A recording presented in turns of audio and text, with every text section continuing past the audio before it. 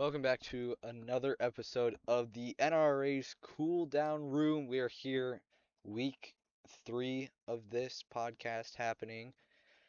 We had Oda episode 1, a Toyota. You had um, King episode 2, a Chevy. So I thought, make sure everything's even, we get a Ford. So I pulled Rover here for the race, past weekend, for this week's episode. So, just like always, Rover, I'm going to ask you your thoughts on the race weekend. Um, for everybody else, it was basically like okay to mid. I feel like it, nothing really went on, mostly because not a lot of the questionable people were there. But as for me, it was just terrible. A lot of missed opportunities, mostly because of my pit crew. Uh, Like all of it's because of my pit crew, actually. Yeah, yeah, we might have to get on to firing them, just like Oda does every week. Yeah, seeing you in D2 was rooting for you towards the end of the race because I saw always gaining track position. All this has an amazing restart just for pit limiter to happen, to occur, and slow yourself down. Kind of ruin the restart you had. And even today during the race, you had it happen a second time, which is just odd for it to happen twice in two different cars. I blame MDPRT for that.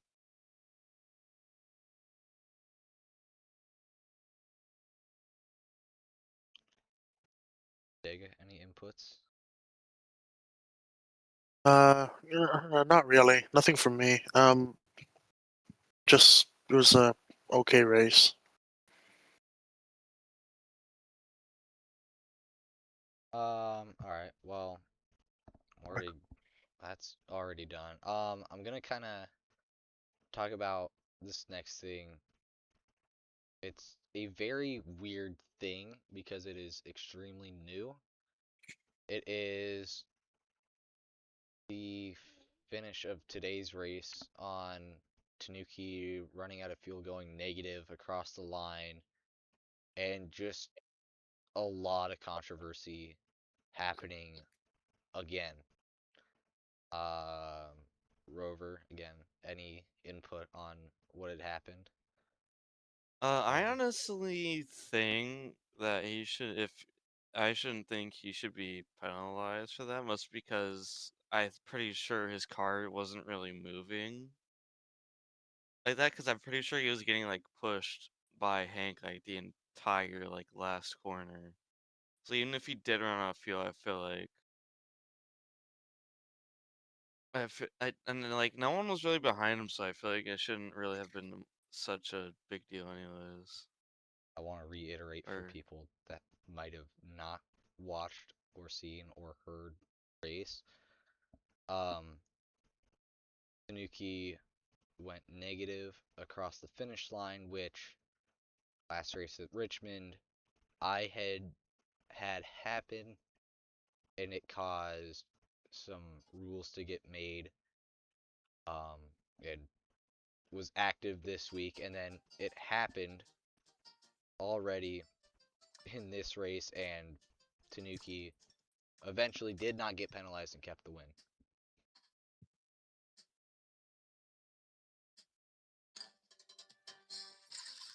Who's playing Angry Why Birds? the fuck? huh? What? Uh, Why is Bad Piggies on? Hmm? You're not No, yoga. no. so going on from that point here, it's pretty clear that this was a rule put in place like immediately out of fear of what could happen. And it's a good thing we had it in place. We could have that serious discussion on how do we approach it. But I feel like in its haste, we underestimated how.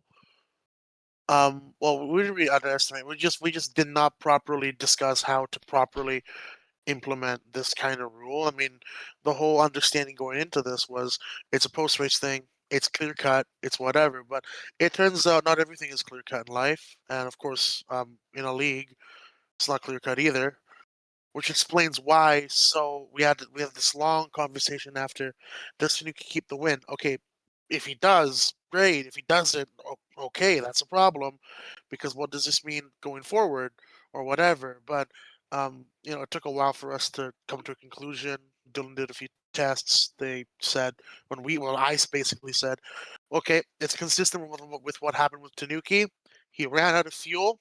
Spectate menu is kind of off on the numbers, but it was determined that the game is just poorly made, which is why Tanuki's win basically stands, in my eyes at least. Of course, but it shouldn't really detract from what kind of an amazing race that was.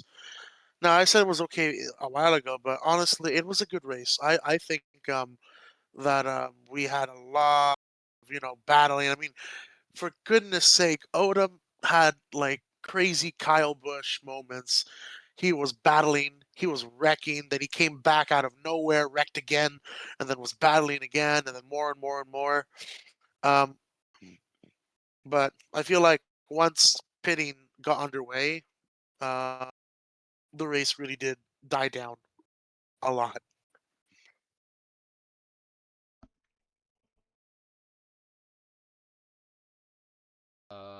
The next segment is already really going fast because we don't have a lot of rambling stuff. Mostly me. Our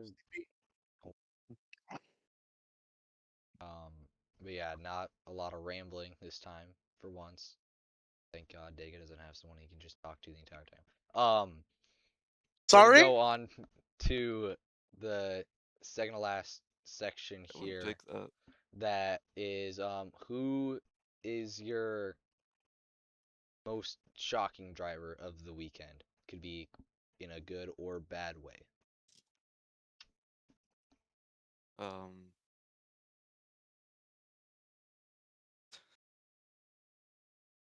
You don't need I to protect honest, your reputation here, buddy. You could just say what's on your mind. I don't no, think they would I care. was honestly gonna say myself just because of how good I did, and then just Endeavor T screwed me over both races, and is probably the leading reason why I'm pulling out D2 at the end of the season Oh. because yeah, surprise, yeah, surprise, yeah, I'm not racing D2 Whoa. anymore, What? Well, anyway, yeah, yeah, no, I feel like you had a really good chance going into this race weekend and putting up good, performance. Probably enough to get a win. You never knew. We didn't know that. But unfortunately, I mean, pit stop screwed you over, and then of course the fact that well, you know, there was more than one other driver that thinks that the racetrack is all his. And he doesn't have to share it. But I feel like, again, shock. I'm honestly like I don't mean to sound offensive here, but I'm not really too surprised with your performance. Um, because this is a pattern that has been going on for seasons and seasons and seasons and seasons. And I mean, I was also in the same boat, and then I retired, so that was great for me. But it's not too bad up in the retirement booth. It's pretty good up here. But my shock pick, Oda, in the bad connotation. I was expecting him to actually put up a very formidable fight against the top three. We saw in the practice before the season began that Oda was like really, really good, able to keep up with B-Dog, able to battle, able to put a candle to the 14. Then this race comes along, he gets he gets up to second, halfway through the race, and then slowly fizzles out. And then as he's fizzling, the whole system just breaks apart. He starts being inconsistent with his lines. His lap times are all over the place. And then I swear, um, every time I saw the 20 on track, he was either one or two things: one, riding the wall, or two, spinning. So a huge collapse of the 20. It wasn't really his day, really, but God, um, maybe next week might be better for him. You never know. Again, you steal Oda from me. I was gonna say the same thing. We think back to last week. We both had him predicted to win the D1 race. We thought he was gonna be one of the guys to contend with for the win, and it just didn't happen. You see D2 P6. He wrecked on the final corner. Lost 2 spots. I mean, he had a decent day, and then he just kind of Fell threw apart. most of it away.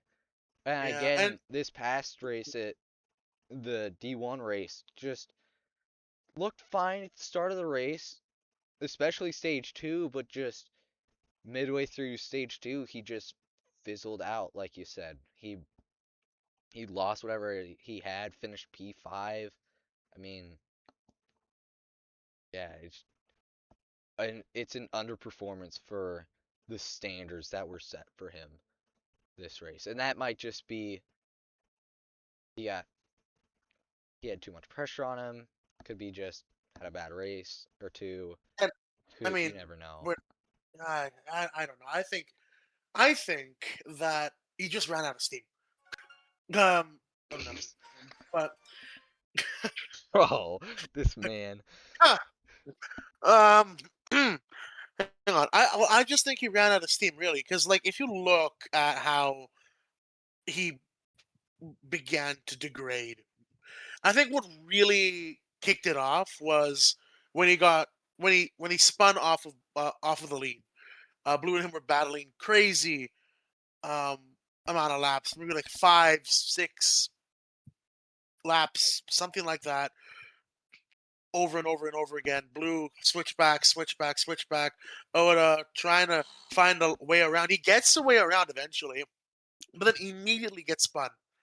I'm not really sure. I have to look back. I don't know if it was Blue that was the one that got into him, or if Oda cleared down. I don't even know. But regardless of who did it, who was at fault for it, the outcome was going to be the same. Oda just got discouraged, I think, and then it just got worse and worse and worse and worse and worse and worse and worse. By the end of it, he was what? He finished a lap down, something like that. Yeah. Well, in the lap down thing, it's also partially because you had, just like last week, you had someone stay out the entire time and lap half the field at least. So Yeah, it look I mean, it's not really a. It's not. I mean, people say that it's not fair. That like, well, people throw caution, throw a competition caution because the field is so spread out. I mean, that's stock car racing. That's racing in general. Okay, like this isn't a baby league. This isn't, you know, God, I don't even know, like what kind of other leagues would be like this. This isn't, you know, a beginner thing anymore. This is somewhere in between that threshold between novice, amateur league, something like that, where it's basically a given. It's basically a not really given. It's more of a guarantee, actually, that there will be a lapped car on a track that doesn't require you to go 190 miles an hour every single time. We've seen this before. We've seen this at Auto Club. We've seen this at Vegas. We've seen this at Richmond. We've seen this at maybe not none of the road courses yet, but it's gonna happen eventually. And I just get so ticked off when people just start complaining that uh, I'm a lap down. Can I merge? Can I merge? If you're slow, that's your problem. If you spin, that's your problem, not mine. Not mine. Oh, what did you just pay for, Rover? Huh? I Nothing. heard Apple Pay. I didn't. No, you didn't. Did you just take my money? No. Oh, no. Yeah, with like how the league is like the type of racers and you starting to get to it. It's definitely not a beginner's league for sure. There's a lot of people that are very much good at racing. There's very little people that you can consider should be in a beginner's league. But by no means is this anywhere close to what should be a um an absolute like top league in like how competitive it is, like how fast everyone is. Like Yeah, this is it's this is this is not, a you know rule to rule exact to the nearest, like, 100,000, I don't even know, like, percentage or whatever of, like, NASCAR. This is not a simulation of NASCAR. This is just a bunch of people that were thrown into this, mosh pit of, like, we all like the same thing. Let's make a league. Let's, participate in something that's cool, for Roblox standards. And this league exists. And then you have people. There's like a mismatch, like a really big mismatch of people that are like, "Oh, I have one win. I have no wins. I've been racing for just under a week, and I'm really excited to get into NASCAR. I just learned what the Daytona 500 is like yesterday. I'm really excited." And you have people that are like, I have 2,847.156 wins. And I have 47 championships. I have 800 million polls. Like that mismatch between, like, genuine, I have no idea what I'm doing, and then, you know, I have been doing this for 15 years and there's no sign of me quitting yet. And then you have that middle ground of people, and you can tell. You can tell on the track at some points. Like, you have people that are experienced. They have the experience, they have the knowledge, they have the stuff to get there, get the win, blah blah, whatever. Great. Then you have the people that are, you know, genuinely no idea what they're doing, no idea why they've dedicated more than 2 hours of their life to run a what literally budget iRacing. That's what it is. And then you have the middle ground of people that just are all over the place, and that middle ground is where all the bad stuff happens. Really, the noobs are way too slow to keep up. The pros are way too fast to, you know, um, catch up to. Oh, oh. That middle ground where everyone is just where all the cautions, where all the arguments, where all the fighting comes from, right? It's like, it just rubs me the wrong way when people praise themselves or whatever. Then they think it's right to also boss a fishing around and tell them, hey, I'm merging and there's nothing you can do about it. Well, there is something I can do about it. It's called the penalties list. I mean, how many days I made that stupid penalty book and none of y'all want to read it? No wonder why we had that big conversation at the end of that Bristol race now, didn't we, huh? all right. For the sake of time, we're gonna get into the final thing here. This is a little different than usual. It's still taking our guesses for next week, but it's a little different because at the moment we have two races on the same day. That being the All Star race at Texas and then the Coke 600 later in the day. Not sure if this is gonna change or not. I kind of hope it does because I don't want to race for 4 hours in a day. Um, so we're gonna have to take two guesses each, pretty much. Um, like usual, we're gonna start with the guest. Rover, what? Who do you got winning the All Star Texas and the famous Coke 600 at Charlotte?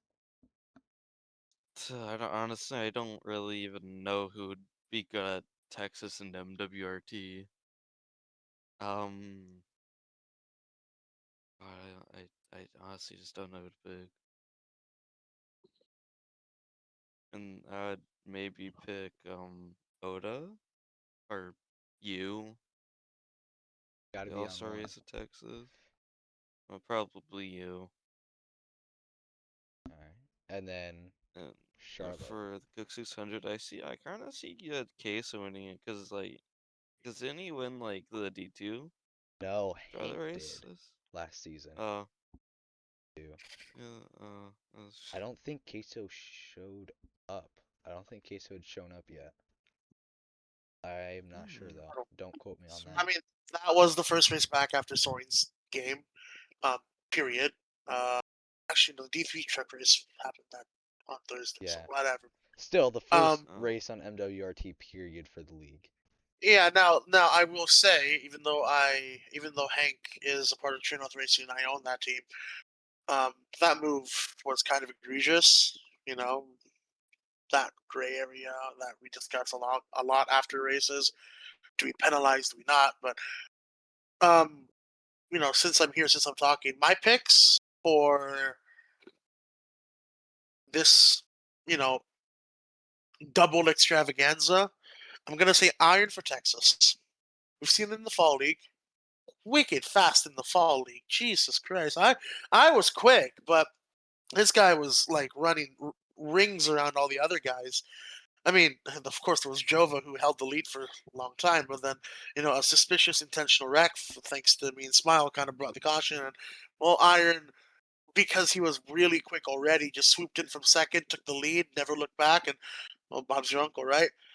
And for Charlotte, hmm, I'm going to go and throw a wrench here.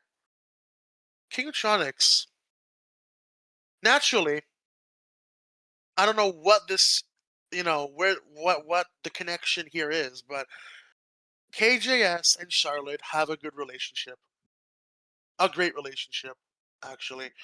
Um, we know, even though it's a different game, King of Tronics has been able to perform well at Charlotte. Um, he won the original attempt of the Charlotte All Star race, the original final 2 laps of the Charlotte All Star race. But then, of course, Iron just had to ruin it for everybody. Oh well. Then you had, the whole. I mean, it was marred in controversy. But the season 6 Coke 600 that people were confused. Who is driving the 24? Right? Was it Red Fawn? Was it Smile? Was it King? Who was driving the 24? Is it the mystery man? Right? That's a KJS car. That's a Chevrolet. So Chevrolet might actually bite this time. We've seen Ford win. We've seen Toyota win. We've never seen Chevy pull off a D1 yet. It's I think it's time for King of Tronics to take the mantle and get his lone win of the season once again. All right.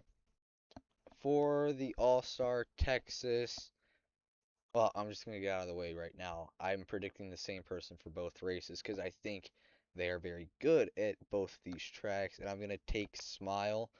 We're talking about the Fall League race we had. Smile was one of those up there. He was leading a lot, had an unfortunate spin that kind of derailed his race, but easily could have won that race. And then Charlotte, we saw last season in D2. He was very fast there. Obviously, leading at the end, just got overtaken by an egregious dive bomb. I think, kind of talking about how the KJS thing, KJS drivers, they've been on, whether they're currently on KJS or been on KJS before, they are shockingly good at Charlotte. I don't know what it is with that team and former drivers as well. They have it figured out. So I think at the moment, especially I think if we don't race on the same day, Smiles got both of them. I don't know what I would change if we do race on the same day, because I have a feeling the Charlotte winner is gonna become whoever is the most non-exhausted or who can battle the exhaustion the best.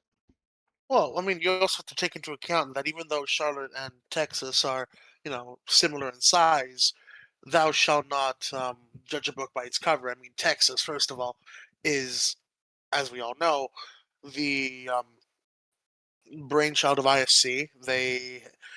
This is the same track that has gone through 5 reconfigurations in its lifetime, and the bankings on the turns are a lot more different every time you approach it. You could be stuck on the bottom in 1 and 2. You could be riding the wall in 3 and 4. That's the fastest way on the track. You could do the other way too. You never know. And you also have to take into account that Texas is old. The game is old. It uses the old chassis. It uses an old chassis that has not been updated in a while. Charlotte, on the other hand, basically brand new. Right? Maybe I don't know about the 2-ish months. D1 cars though. D2 obviously yes, but I don't believe so with the D1 cars, with the Cup cars. I don't believe they've been updated for a bit in Charlotte, because it is still the pretty old version of the game. All they did was add the Xfinity cars. I've got a feeling it's going to drive similar to Bristol in the Cup cars, because again, Bristol is another example of that. They have Xfinity cars, but it's still the old chassis and game. I don't know.